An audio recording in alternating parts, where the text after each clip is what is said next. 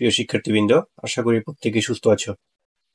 আজকের ক্লাসে আমরা ইংরেজি সাহিত্যের একজন গুরুত্বপূর্ণ এবং বিখ্যাত কবি উইলিয়াম শেক্সপিয়রের জীবনী এবং সাহিত্যকর্ম সম্পর্কে আলোচনা করব। আশা করি ক্লাসটি তোমাদের জন্য উপকারে আসবে। চলো আমরা ক্লাসটি শুরু করি। প্রথমে আমরা জেনে নিই তার জন্মসাল এবং মৃত্যুসালটি। উইলিয়াম শেক্সপিয়র 23 এপ্রিল 1564 সালে স্ট্র্যাটফোর্ড অ্যাবন আপনে জন্মগ্রহণ করেন।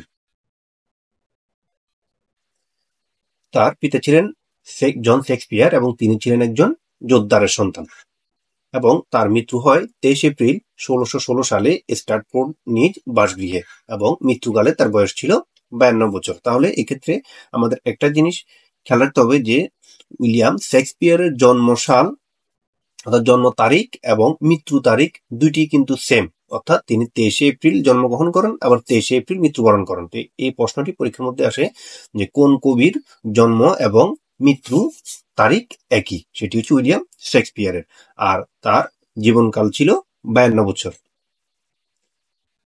এখন আমরা উইলিয়াম শেক্সপিয়র সম্পর্কে কিছু গুরুত্বপূর্ণ তথ্য জেনে নিই যেগুলো পরীক্ষায় বারবার আসে।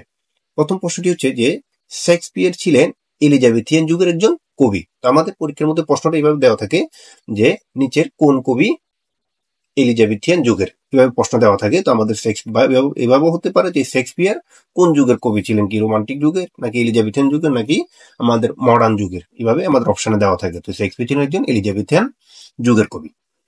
এলিজাবেথিয়ান যুগকে আবার রেনেসার যুগ বা নবজাগরণের যুগও বলা হয়। তিনি ছিলেন মূলত 16 শতাব্দীর কবি, তবে তার জীবনকালের কিছু অংশ 16 শতাব্দী এবং কিছু অংশ 17 শতাব্দীর মধ্যে পড়েছিল। তাকে বার্ড অফ অ্যাবন বা কিং উইদাউট ক্রাউন নামে ডাকা হয়। তাহলে সে পরিচিত বিশেষ করে বার্ড অফ অ্যাবন নামে অথবা কিং উইদাউট ক্রাউন নামে। তো পরীক্ষার মধ্যে প্রশ্ন থাকে যে বার্ড অফ অ্যাবন কোন কবির পরিচিত, বা বার্ড অফ অ্যাবন নামে কোন কবি পরিচিত, বা বার্ড অফ অ্যাবন কোন কবিকে বলা হয়, অথবা কিং উইদাউট ক্রাউন নামে ডাকা হয় কোন কবিকে। তিনি হচ্ছেন ইংল্যান্ডের জাতীয় কবি। তিনি বিখ্যাত তার প্লেস বা নাটকের জন্য। তিনি মোট 37টি কবিতা, 154টি সনেট বা বাংলা চতুর্দশপদী কবিতা, এরপর হচ্ছে 5টি ন্যারেটিভ কবিতা রচনা করেন। তার প্রথম নাটক ছিল হেনরি সিক্সথ পার্ট 2, শেষ নাটক ছিল দ্য টেম্পেস্ট সোয়ান সং বা শেষ কীর্তি। এরপর সবচেয়ে ছোট নাটক ছিল কমেডি অফ এরর্স, সবচেয়ে বড় নাটক ছিল হ্যামলেট, এবং তার শর্টেস্ট ট্র্যাজেডি ছিল ম্যাকবেথ, যেটিতে শব্দ ছিল 17,121টি, এবং লংগেস্ট ট্র্যাজেডি হচ্ছে উইন্টারস টেল, যেটি 24,914টি শব্দ ছিল এর মধ্যে। শেক্সপিয়রের পিরিয়ড বা শেক্সপিয়রের সময়কাল ছিল 1590 থেকে 1616 সাল। বেন জনসন বলেছিলেন শেক্সপিয়রকে যে Shakespeare was not an age but for all time. এটি বলেছিল বেন জনসন। এটি পরীক্ষার মধ্যে এসেছিল যে Shakespeare was not an age but for all time, এটি কে বলেছিলেন, সেটি বলেছিলেন বেন জনসন। এরপর the greatest dramatist of English literature was born and died at the same day on 23 April, অর্থাৎ বিখ্যাত ড্রামাটিস্ট ইংরেজি সাহিত্যের যে একই তারিখে জন্ম এবং মৃত্যুবরণ করেছিল সেটি হচ্ছে 23 এপ্রিল, এবং সে হচ্ছেন উইলিয়াম শেক্সপিয়র। এছাড়াও আরো কিছু গুরুত্বপূর্ণ প্রশ্ন, যে কমেডি অফ এরর্স এটি বাংলায় অনুবাদ করে ঈশ্বরচন্দ্র বিদ্যাসাগর, আর এটির বাংলা নামকরণ করা হয় ভ্রান্ত বিলাস। এরপর আর ট্যামিং অফ স্ট্রো নাটকটির অনুবাদ করেন মনির চৌধুরী, যেটির বাংলার নাম দেওয়া হয় মুখরা রমণী বশীকরণ নামে। উইলিয়াম শেক্সপিয়রের দুটি বিখ্যাত কমেডি নাটক হলো টেম্পেস্ট এবং দ্য মিডসামার নাইটস ড্রিম। শেক্সপিয়রের 37টি নাটককে 3টি ভাগে ভাগ করা হয়েছে। তাহলে তিনি যে মোট 37টি নাটক রচনা করেন, এর নাটকগুলোর মধ্যে তার 3টি পর্যায় বা 3টি ভাগ রয়েছে। এর মধ্যে একটি হচ্ছে কমেডি বা হাস্যরত্মক, এরপর হচ্ছে ট্রাজেডি বিয়োগাত্মক, এরপর হচ্ছে আমাদের হিস্টোরি বা ঐতিহাসিক। তো তার ট্রাজেডি প্লেগুলো হচ্ছে ম্যাকবেথ, হ্যামলেট, ওথেলো, কিং লিয়ার, জুলিয়াস সিজার, এরপর হচ্ছে আমাদের ট্রাইটাস, অ্যান্ড্রোনিকাস, ট্রুইলাস অ্যান্ড ক্রিসিডিয়া, ক্রেসিডা, এরপর হচ্ছে আমাদের রোমিও অ্যান্ড জুলিয়েট, এরপর হচ্ছে আমাদের কোরিওলেনাস, অ্যান্টোনি অ্যান্ড ক্লিওপেট্রা, এরপর হচ্ছে টাইমন অফ অ্যাথেন্স।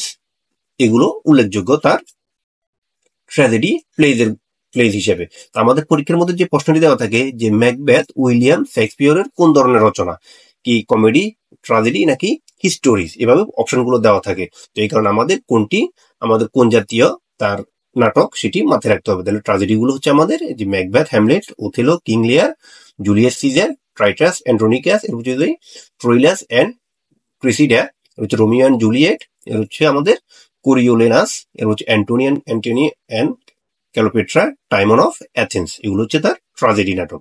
এরপর রয়েছে তার বিখ্যাত কমেডি নাটক, এর মধ্যে রয়েছে যে all's well that ends well. এটা পরীক্ষা অনেকবার এসেছিল যে all's well that ends well এটি কার রচনা, এটি হচ্ছে উইলিয়াম শেক্সপিয়র রচনা এবং এটি হচ্ছে তার একটি কমেডি নাটক। এরপর হচ্ছে অ্যাজ ইউ লাইক ইট, এছাড়াও a midsummer night's dream, the tempest, 12th night, two gentlemen of Verona, love labour's lost, measure of measure, the merchant of Venice, এরপর হচ্ছে much ado about nothing, merry wives of Windsor, এরপর হচ্ছে আমাদের comedy of ইরোস। এগুলো হচ্ছে তার বিখ্যাত comedy নাটক। এছাড়াও রয়েছে দ্য উইন্টারস টেল, এরপর হচ্ছে আমাদের রয়েছে যে ফেরিক্লিস, প্রিন্স অফ ট্রায়ার। এগুলো তার বিখ্যাত হাস্যরোত্তক নাটক। এছাড়াও রয়েছে তার কিছু বিখ্যাত হিস্টোরিজ বা ঐতিহাসিক নাটক, এর মধ্যে রয়েছে কিং জন, রিচার্ড টু, এর হচ্ছে আমাদের হচ্ছে হেনরি 4, এর হচ্ছে হেনরি 5, রিচার্ড 3, এরপর হচ্ছে আমাদের হেনরি 8। এগুলো হচ্ছে তার বিখ্যাত ঐতিহাসিক নাটক। তো আজকে আমাদের উইলিয়াম শেক্সপিয়রের সাহিত্যকর্ম নিয়ে আলোচনা অতটুকু ছিল। পরবর্তীতে আমরা তার যে বিখ্যাত যে নাটকগুলো রয়েছিল সেগুলো বিস্তারিত এবং ব্যাখ্যা সহ আলোচনা করব। তো ক্লাসটি যদি ভালো লাগে চ্যানেলটিকে সাবস্ক্রাইব করে পাশে থাকবে। সবাই সুস্থ ভালো থাকবে। আল্লাহ হাফেজ।